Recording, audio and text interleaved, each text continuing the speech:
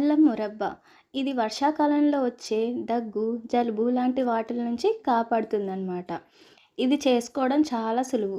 ముందుగా అల్లం తీసుకొని పీల్ చేసేసుకొని తొక్కంతా దీన్ని ముక్కలు చేసుకొని మిక్సీలో మెత్తగా రుబ్బి పెట్టుకోవాలి. ఇప్పుడు ఇందులో ఒక కప్పు అల్లం పేస్ట్‌కి ఒక కప్పు పంచదారని వేసుకొని అలాగే ఒక చెంచా జీలకర్రని యాడ్ చేసి చక్కగా ఉడికించుకోవాలి.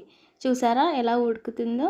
ఇలా పంచదార మొత్తం కరిగి దగ్గర పడి ఇలా గట్టిపాకం వచ్చాక ఒక ప్లేట్లోకి తీసుకొని దీన్ని సాఫ్ట్‌గా చేసుకొని చల్లారపెట్టుకోవాలి. ఇది గట్టి పడాక దీన్ని ముక్కలు కోసేసుకొని అలా డబ్బాలో వేసుకొని నిలువ పెట్టుకుంటే ఎన్ని రోజులైనా నిలువుంటుంది. ఇది దగ్గు, జలుబు, పైత్యం అలాగే అరుగుదల లాంటి వాటికి చాలా పనిచేస్తుందనమాట.